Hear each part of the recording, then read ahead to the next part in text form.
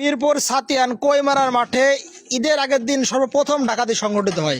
আমরা এখন বক্তব্য নেব প্রথম যে ভুক্তভোগী ছিল ডাকাতির যে ভুক্তভোগী তার সঙ্গে আমরা এখন কথা বলার চেষ্টা করব। ওই রাত্রে কিভাবে ডাকাতি সংগঠিত হয়েছিল আমরা এখন তার কাছে জানতে চাইব। চলুন আমরা তার বক্তব্য শুনতে থাকি। আমরা আসছি দেখি খাজুর গাছে গাছ ফেলাই রাখছে। তো ভ্যান ব্রেক করার পরে সামনে থেকে দুইজন ডাকাত আসি ভ্যানালাকে ছুরি ধরলো। তার নাম হচ্ছে হাফিজুল ভ্যানালা। আর মেহেদি নামে একটা ছেলে গার্মেন্টসে চাকরি করে, সেই ছেলে আর আমি বাড়ি যাচ্ছি। ওর বাড়ি 8 কিলো, আমার বাড়ি ছাতিয়া। তো আমার ডানেই বসে, আমি ওর বাইরে বসে। এবার পিছনে দুই ডাকাত আসি আমার ডানের দিকে বাদ দিক দাঁড়াইলো। দাঁড়ানোর পরে ওই ছেলেটা মারলে তোর প্রধান উদ্দেশ্যে এবং ছেলে ভ্যানের উপর বসে আছি। ভ্যানালাকে হচ্ছে হাসি ধরলো গলার উপরে, হাসি ধরি টাকা পড়বে হাত ধরে দিল। ভ্যানালা বললো ভাই বিয়ে দেবো কেন, টাকা দিয়ে দিচ্ছি। ওর কাছে আমি দেখলাম 600-700 টাকা আছে। ও টাকাটা দিয়ে দিল, আমাকে হাসি ধরলো। ধরার পরে আমিও আমার বুক পড়ে টাকা ছিল, খুঁজতে বললে 500-550, আর এই প্যান্টের ছিল প্রায় 5,000 টাকার মতো।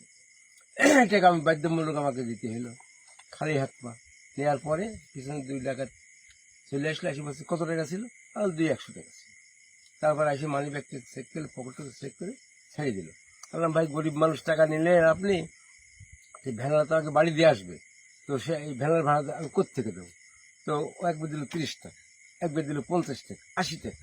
দেওয়ার পরে বলে যাও, তোমার চলে যাও। ভ্যানালা বলে তো গাছ আমাকে বাড়ি দিয়ে আসো। গাছ দেখে কলা গাছের সাথে ওই ডাল কাটি কাটি এইভাবে পুঁতি দিচ্ছে, মনে হচ্ছে গাছ। ওরা চলে আসে, ওরা ওখানে থাকলে আমরা চলে গেলাম।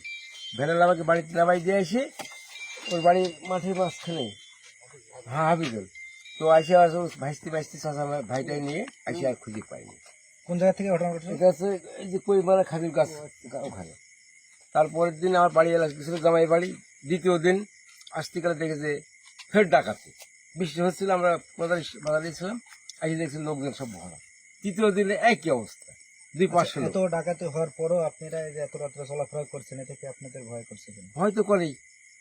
এই যে টাকা থয়ে এলাম, 100 টাকা পকেটে নিয়ে নিয়ে বাবা দিয়ে 100 টাকা নিয়ে নি মানুষটা নিয়ে। মানে এই বিষয়ে আপনারা কি চান? এমন একটা